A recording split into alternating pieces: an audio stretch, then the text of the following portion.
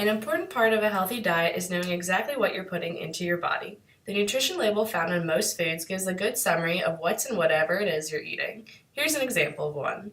It may look confusing at first, but when you break it down, you'll find that it can be very helpful. First thing to look for is the serving size. The information listed on the nutrition label is based off of one serving, so when trying to figure out how many nutrients are in your meal, find out how many servings you're eating, then multiply each nutrient by that number. For example, say you're eating this whole container of ice cream. Notice how it says there are 2 servings per container.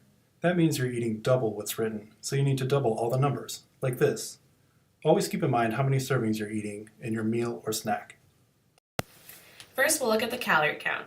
Calories are the amount of energy that this food is providing you. Your body needs a certain number of calories per day to function properly. However, taking in too many calories means your body has to store it somewhere, typically as fat. Try to keep around 2,000 calories for a normal day, but you may need more if you play sports. In the box below the calories, we have the macronutrients, fats, carbohydrates or carbs, and protein. They're called macronutrients because they're typically larger molecules and you need to eat more of them.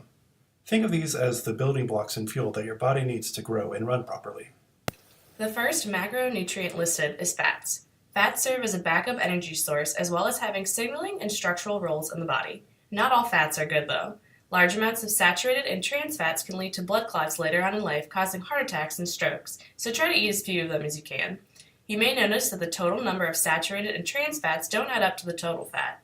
This is because other fats, such as unsaturated and polyunsaturated fats, aren't listed. These are generally considered good fats when eaten in the proper amounts. Overall, try to eat about 65 grams of fats per day, and remember to minimize saturated and trans fats. Next, we'll look at carbs. Carbs come in 2 forms, dietary fiber and sugar. I'm sure most of you are familiar with sugar, the sweet stuff that gives you energy and makes candy taste so good. But even though it tastes good, eating too much can lead to problems like tooth decay or diabetes. Fiber, on the other hand, is much better for you. It regulates digestion, lowers cholesterol, and actually helps prevent diabetes. In general, try to lower the amount of sugar you eat, especially the added sugars, and try to get a total of about 300 grams of carbs per day. The last of our macronutrients are proteins. Protein is used to build muscle and other structures in the body, as well as make you feel fuller after meals. Try to get about 125 grams of protein per day. From big to small, micronutrients are things like vitamins and minerals that are typically smaller than macronutrients and are needed in lesser amounts. However, just because they're small doesn't mean they're not important. If macronutrients are the building blocks and energy sources of the body, then micronutrients are the screws and nails that keep everything working together. The most important micronutrient to keep in mind is sodium. It's usually found in table salt and is added to foods to improve their taste. The recommended daily limit is 2,300 milligrams, and try not to go overboard with it since it can cause heart problems when you get older. As for the other micronutrients, you don't need to worry too much about them. As long as you're eating a varied diet of dark green vegetables, fruits, as well as taking a multivitamin, you should get more than enough of everything.